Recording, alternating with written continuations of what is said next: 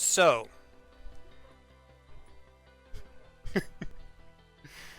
alright. She's here.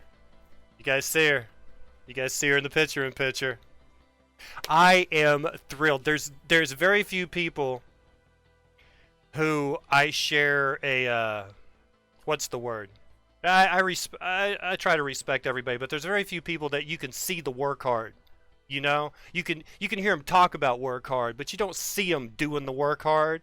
And our guest tonight is one of the hard workers. They're the one that puts in the time. They're the one that does the stuff the way it's supposed to be done the right way. And I respect her so much for it. And I'm happy, even though Thanksgiving was yesterday, she made a little time for us. So please help me welcome on Public Access Live tonight. It's none other than the amazing Sondra Slade. And that interview begins in 3, 2, and 1.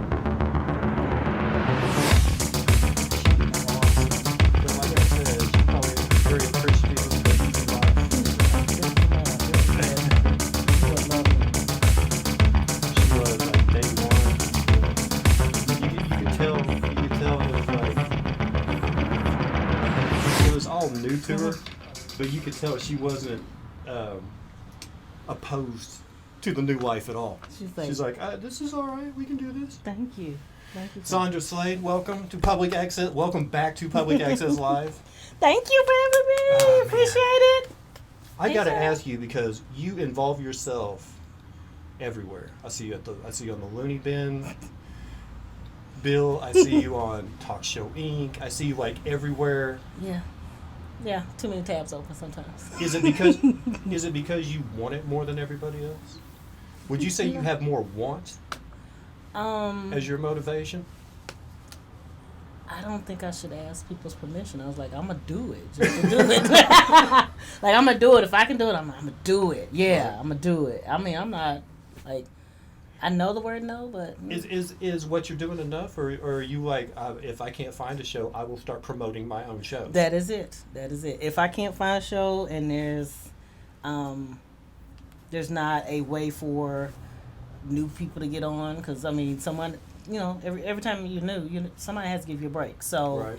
I figured, okay, you got a space, I need a mic, we got time, so. Any place I can get on, any place I can get other people on, because I think Tulsa comedy is growing, and I think people are growing more aware, thanks to your show. Yay! Hey.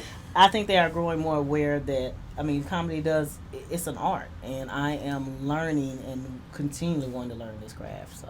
Do you mind being a role model? Do you mind other ladies looking up to you and going, that woman has what I want? Like I can see her drive, I can see her motivation, I can see that she's not putting other people down to get to the top. She's just work hard. Do you mind being that person that people look up to like that? I don't think so. I've never heard that, but I really believe that in women in comedy are. It's funny. Okay, I went to the World Series of Comedy, and right. There were a lot of female comics, mm-hmm. and the fact that we all sat and had some of the same stories and some of the same things that have happened to us just in the industry of being women, and all of them wanting to do more, mm-hmm. made me like, yeah, just motivation. Even from like last year I did the Lady Laughs Comedy Festival. Just sitting with them, and that gives you some type of push and motivation to just do and go out there and be, and I love that. And I'm like, anybody else that wants to do it? Like, oh, let me show you how. Oh, let me tell you this. I mean, I don't know everything. Do you think there should be more workshops devoted to how to get in the business rather than just how to write jokes? Like, there's plenty of guys or gals or people. There's plenty of comedians that get together. And, hey, let's get like 5 or 6 people to workshop some jokes. But nobody really workshops. Hey, man, I want to make it to the next level. What do I do? Well, who's going to tell you that? Because most people are too busy working themselves up there to have time to help you. Oh yeah, I mean, I think there should be ways. There should be more workshops. I mean, the World Series of Comedy is great. I think Hope Flood, she does a comedy festival in California, and there's a couple other Boston women in comedy. They do another comedy festival, and there's not a lot that teach you how, because I'm still learning on how to do like headshots. You know how to do headshots. What are you? Is it me? Am I? So I just have to look down. It's like, what do they mean? I can see inside your guest. I tried your guess. Ha ha!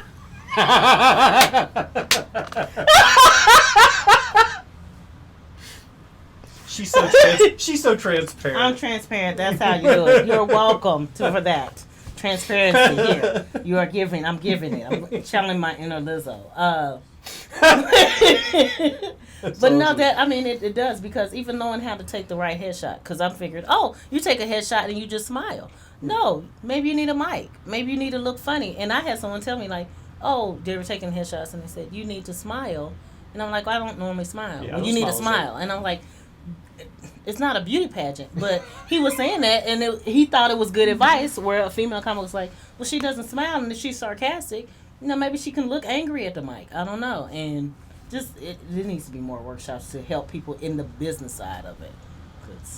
Her shirt must have a green background. Yes, it has a green background. Get over it. I mean, I could do this, but it's not. It's the dancing. It's the dancing. As long as you can't see my heart. That's the best part. That's the part I don't. I close up. Is the community because I don't know if it's just a man thing or what, but it seemed like the male comedy community is more about pushing the guy down next to you so you can get a little higher up the ladder, where it seems like the female side of the comedy thing is like, we're all going to stick together till we all get up. Is it a little less toxic because the ladies all kind of have a common goal? It is. For here, it has been. Now, when I've gone other places, I can see that there's different dynamics in each place. I mean, you have some that, well, so-and-so doesn't like me. And I'm like, okay, who doesn't have somebody that doesn't like them? Whatever. You know what I'm saying? Okay, my kids don't like me sometimes. Whatever. And I keep going. I was like, the lights are still on. Did you go to the satellite? Well, which one did you go to? In Idaho. Idaho. Yeah, that was different, yes.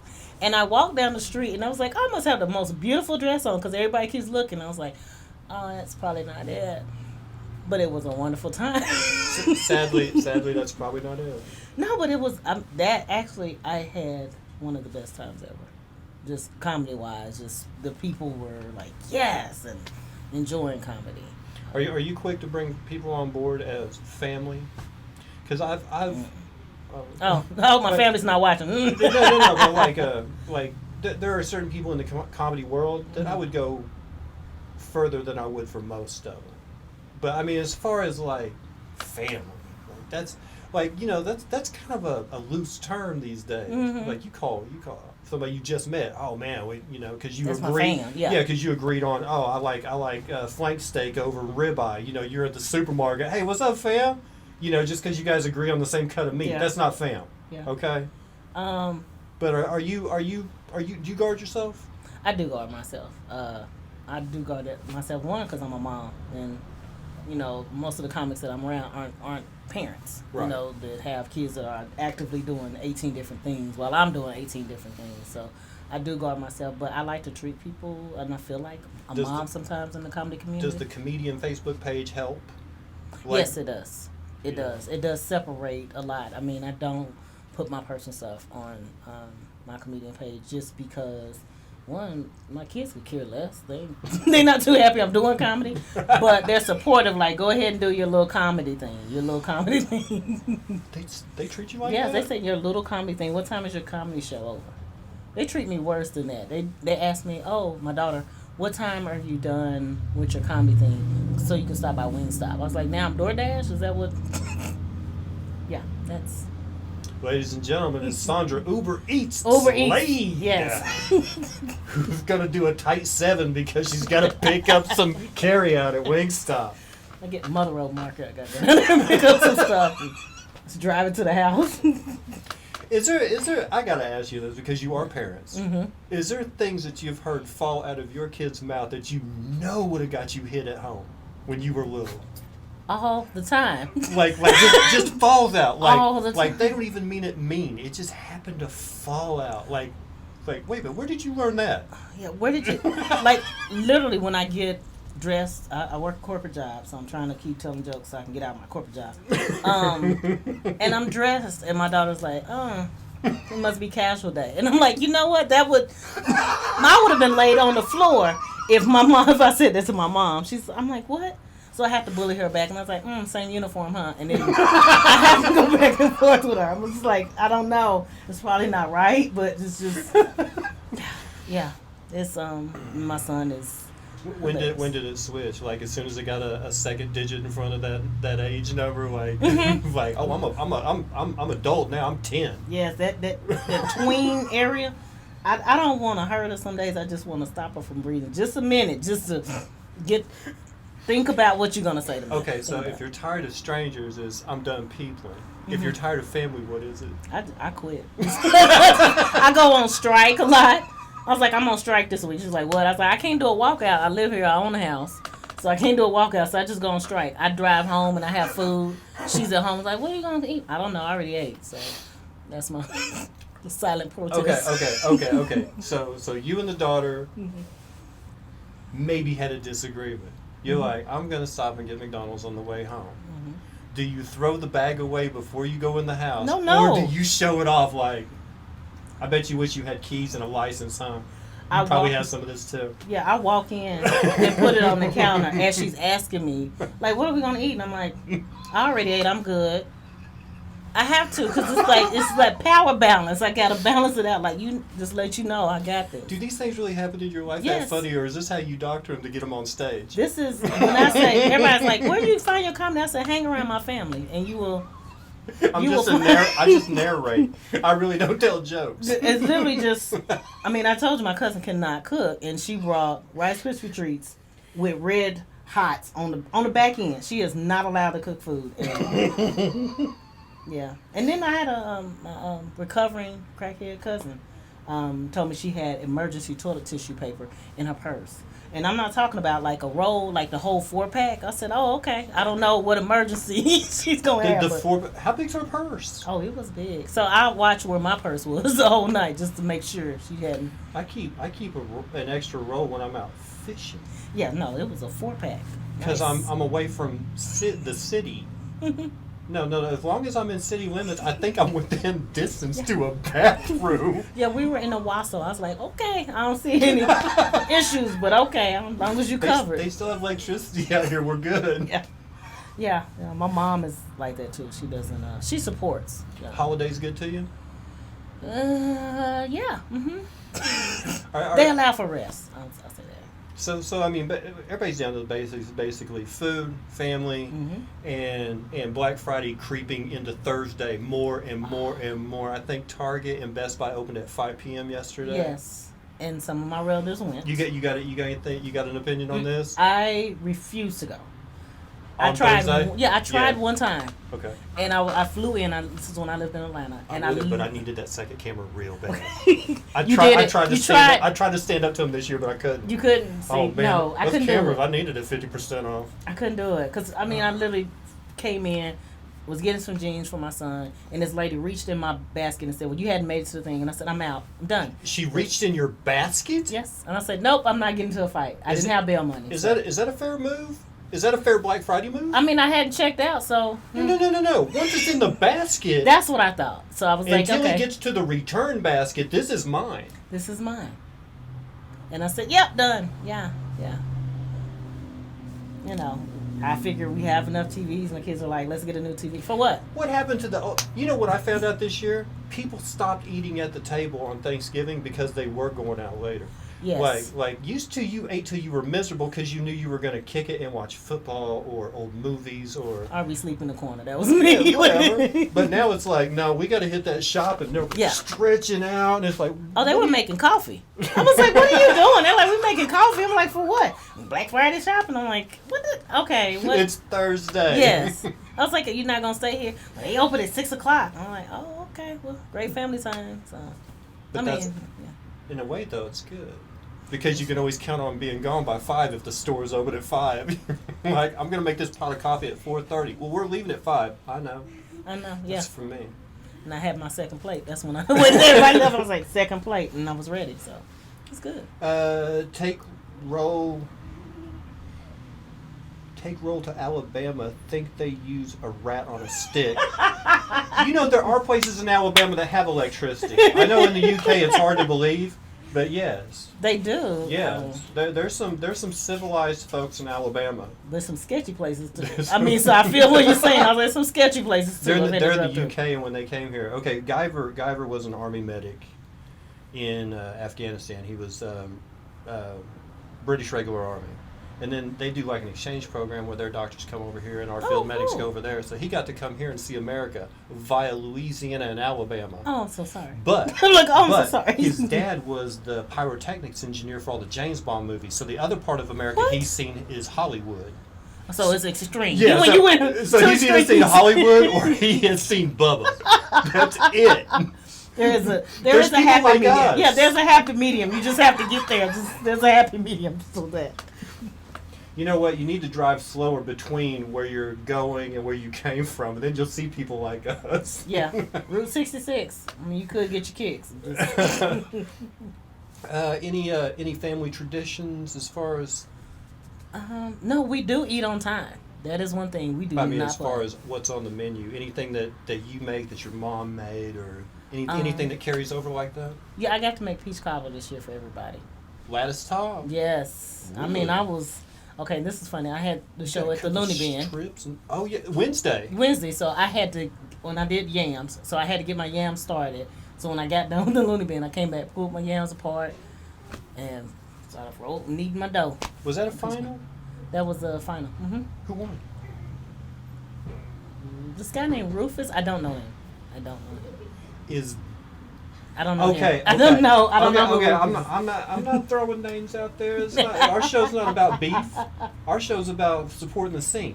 Mm-hmm. There was a whiff of something on Facebook about someone who had bought a lot of tickets and brought in a lot of people that cheered for him, even though they were reading off notes, and they actually called the competition not legit. Yes. Would you like to?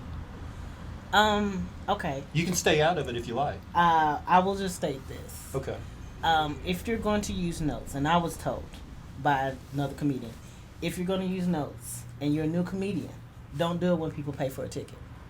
Yeah, because they bought a ticket. So these people, mic, you working out stuff. Yeah, but you bought it, or be clever when you do it. Put it under your beer bottle. Write it on your hands. Whatever you need to do. So every time you go back and get a drink, you can look down and see your notes. Yes. You put it under your beer bottle. That's another trick if you've got shoddy memory. Yeah, or you put it on your watch or something. I've seen Stetson do that.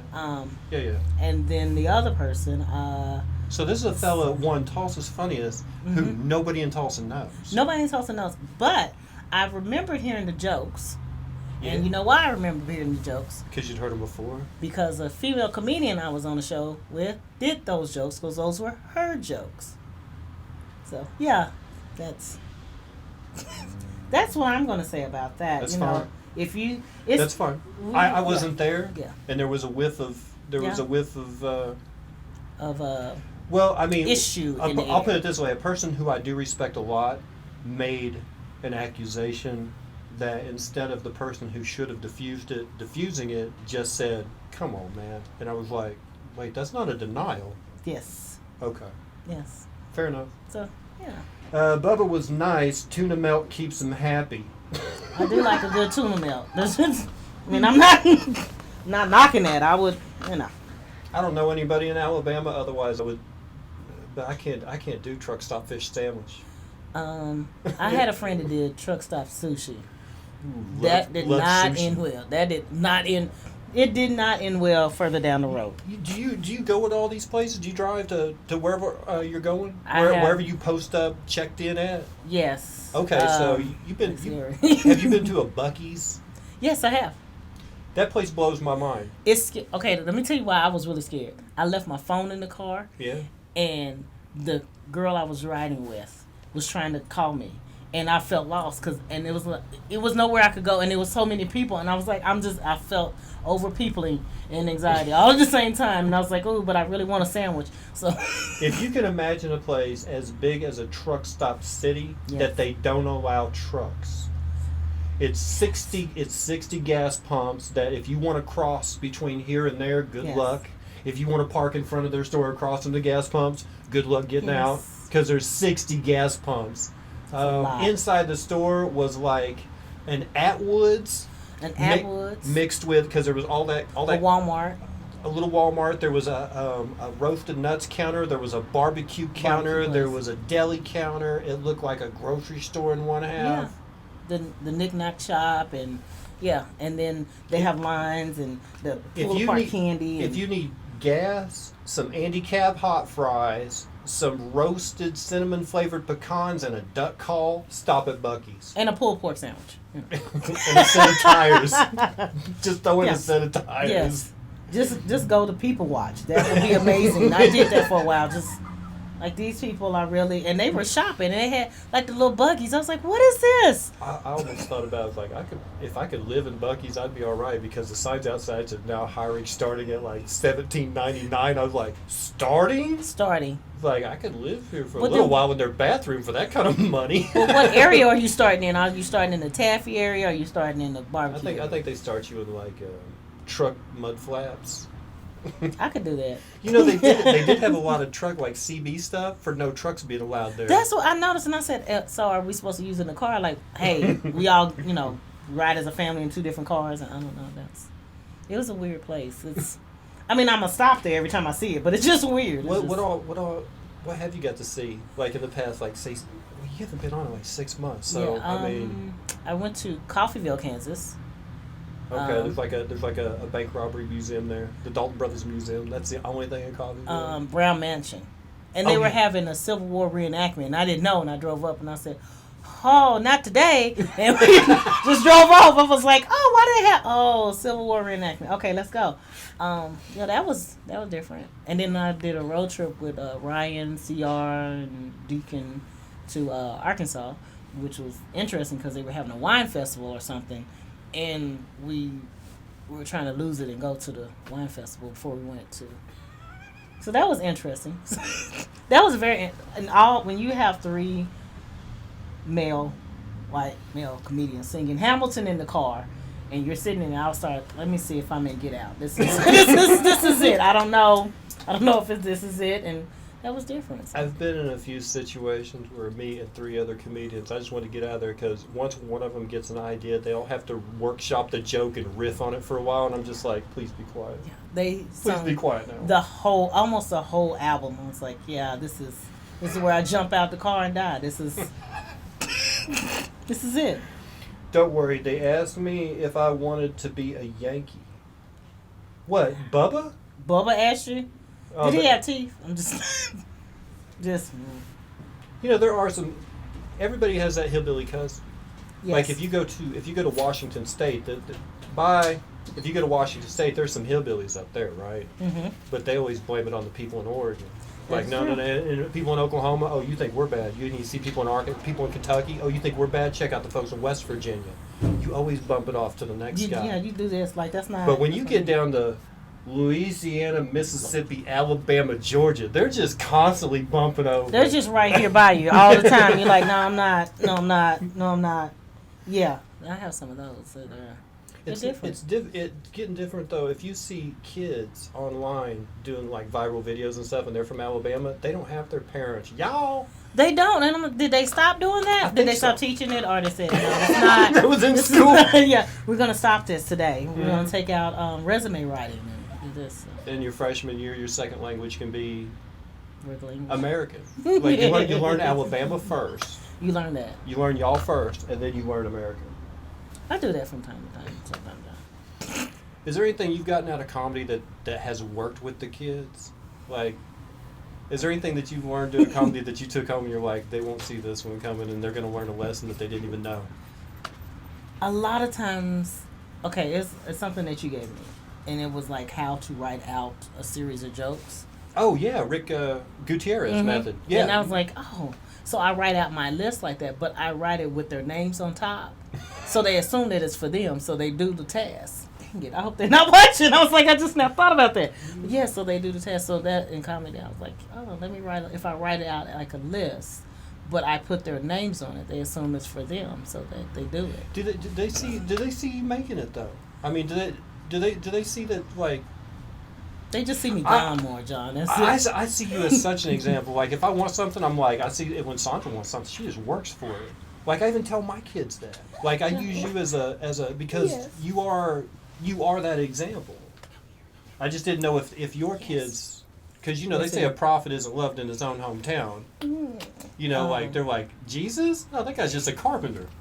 He's not a Messiah. He's just a carpenter. I know him. They don't care. Right. Well, So I wondered, like, as much as we respect you, do your kids look up to you the same way we do? You know what I mean? Do they see that work hard in you? well, I think the nicest thing that my son and my daughter did, they wrote me a letter. And they said, you know, we're so happy that you're happy. You look like you're having fun. You are funny. We enjoy, you know, you doing what you do. And we wish you the best. And Mom, we always love you. And that was to me like, whoa, just overboard. Yeah, just like, I whoa. would have passed out. And I do it because I struggle sometimes just being a mom. Like, you know, I'm at work all day. I come home for a little bit and I go to open mic. And, you know, my daughter's kind of like, okay, you know. Thank God she's a straight A student, but it's just I struggle with that. Like, am I gone too much? And they're like, no. And I'm wondering, is it gone? You know, I'm like, I got cameras in the house, so I could tell if you went out or, you know. But they understand. They're like, no, and they understand the effort because my son is in cybersecurity. So when I watched him go for certifications and he's like, well, Mom, you tell me to keep going. And I was like, yes. It's sinking in. I was like, if you know, and that's something my dad told me. You can ask somebody a question. They can either tell you yes or no. If they tell you yes, you can keep going. They tell you no, you figure out a way to do it. So that's it. That's pretty much what I do. And I'm like, I think they take the lesson. I know my son is now learning it. My daughter is still, you know, she's at that tween age. Is there anything that you haven't done yet that you've? Because I mean, you've got to hold the mic on some good spots.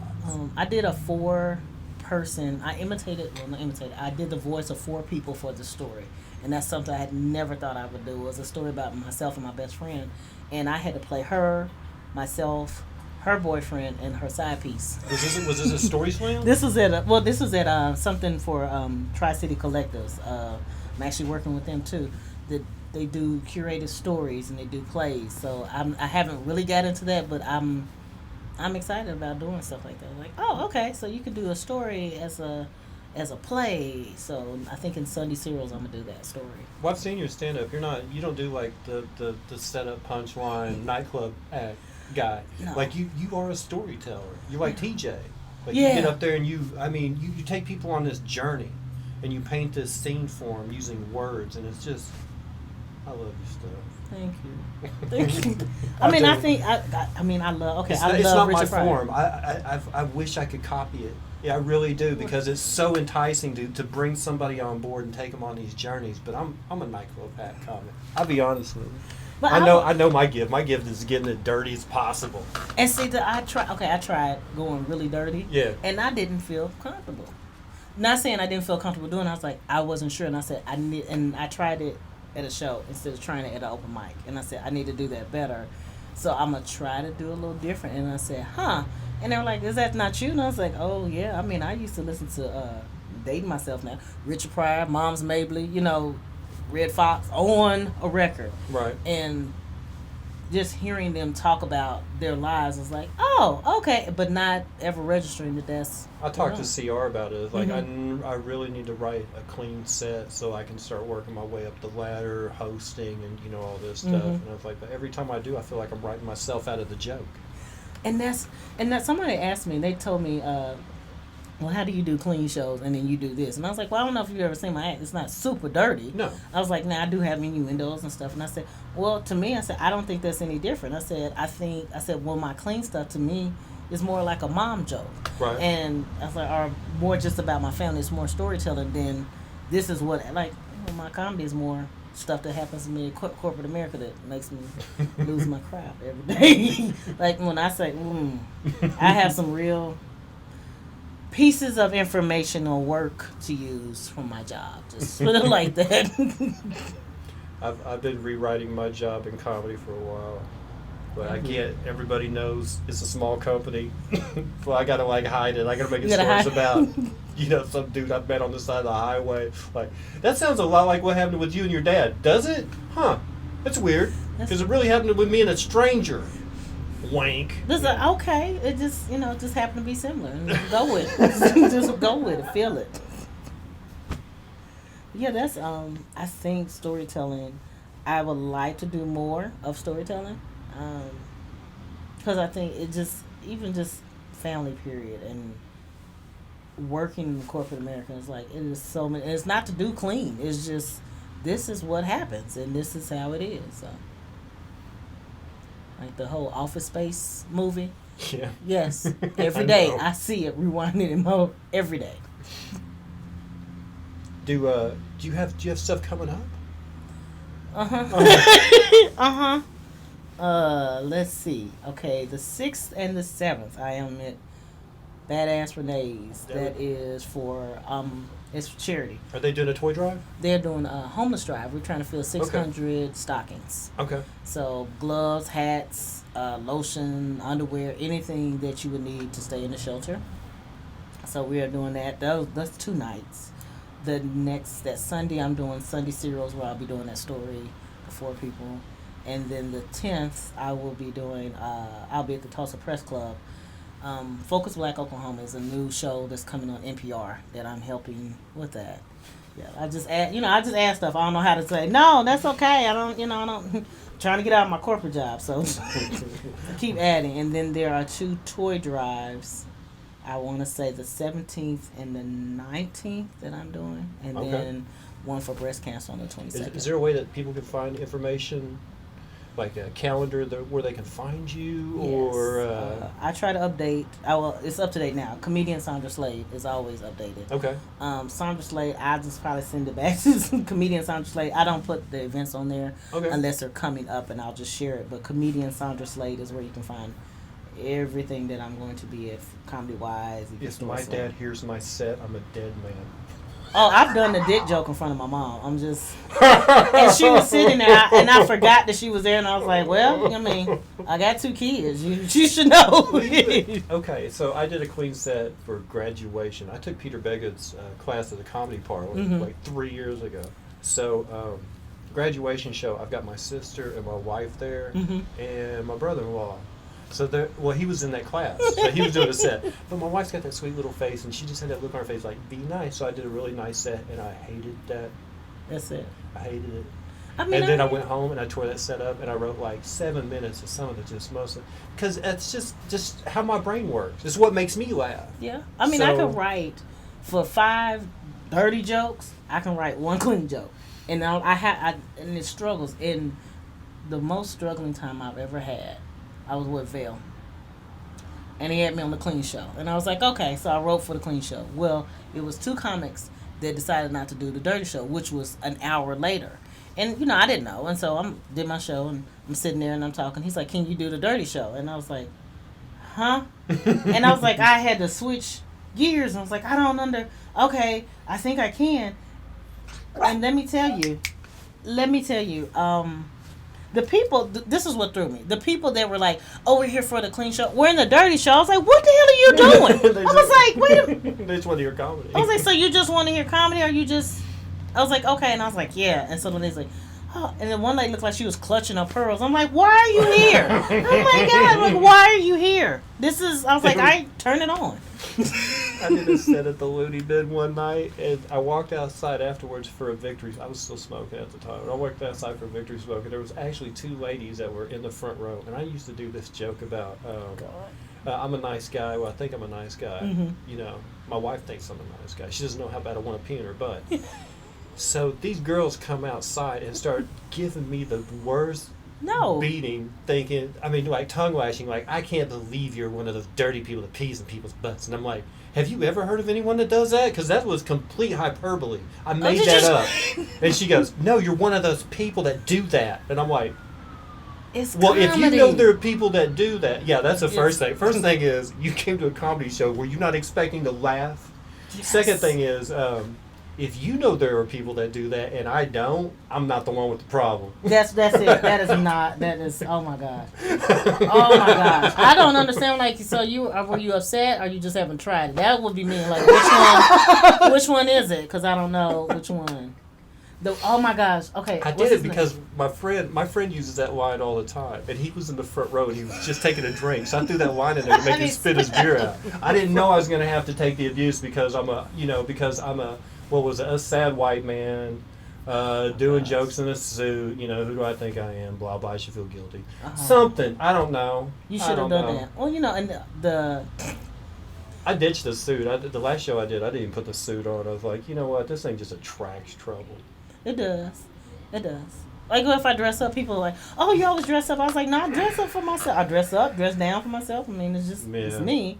But it's to invite. I'm like, if you come to a comedy show, I've never understood those people that are immediate. And I was like, open your arms, receive this happiness, and get some in your life and let it go. Just really. My sister has a very boisterous laugh. Mm-hmm. You know what I mean? Like, you can pick her out of a crowd. So generally, she muffles it. Why? Because she doesn't want to be that person that everybody hears. Mm. We went to go see, me and her, just like a week before Chris passed. Me and her went to, what's that place, Windstar, down south, like just at the border. I know what you're talking about. You know that big casino down there? Mm-hmm. Okay, so we went down there to see David Spade, Dennis Miller, and Norm Macdonald, because Norm Macdonald's my favorite. Please tell me she laughed. The point of the story is this, and then we'll wrap it up, but when you go to a comedy show, maybe you're not having a good time, maybe you're not there for the right reasons. Try to enjoy yourself, because it may not be you that you're holding back. That's right. Because my sister was in a room full of people that were laughing with a hearty laugh, and we were all there for the same reason, to have a good time, and she got to laugh.